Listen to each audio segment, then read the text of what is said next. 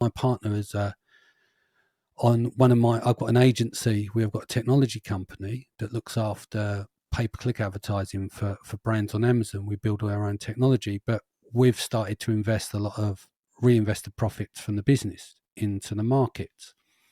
Whereas I let him get on with that. It's not my world. I invest in people.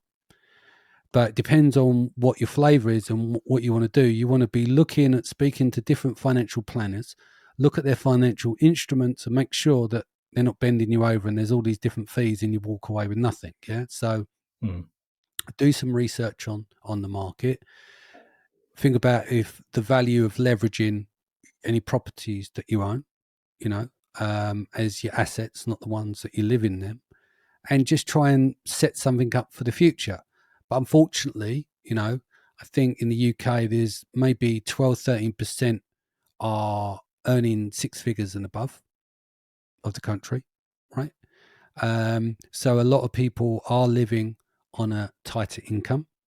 And I think we are now in that world where it's just pure consumerism. We've got so much credit and debt out there, and we're encouraged to spend. And money just gets printed endlessly, right? And I think as a whole, we have to take responsibility of that as well.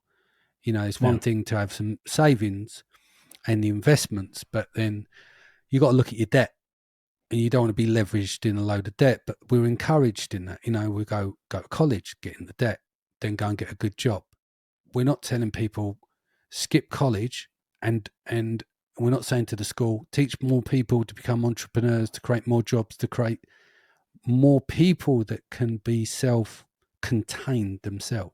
Look at situations with COVID where people were either furloughed, they were laid off, or guys working on the building site.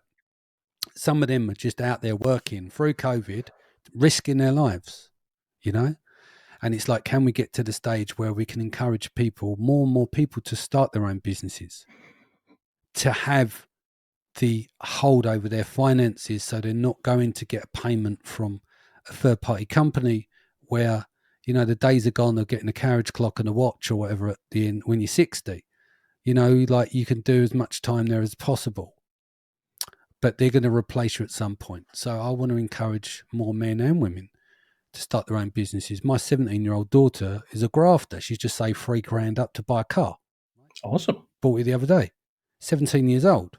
And I'm like, I need to get you to understand financial literacy, because you're selling your time at the moment. You need to not be selling your time, which is a day job. Yeah. And I said, you can make all the mistakes you want in the world because you've got the safety net of us. What most people do is they get sick of their job and then they decide to start a business when they're leveraged with responsibilities.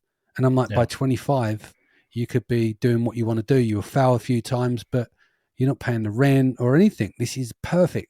And I also wanted to know, because wherever I do leave, as we see, the second generation, third generation blow it all, right?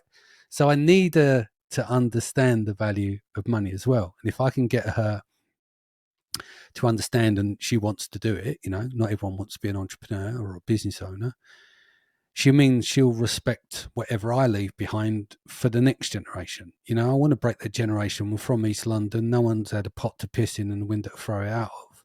I'd like to think that my children's grandchildren will be okay to a certain level, I mean, that's why I'll say people, it's like, you're just like your dad isn't always a compliment. It's like, look at it as a sort of three. My dad was an alcoholic.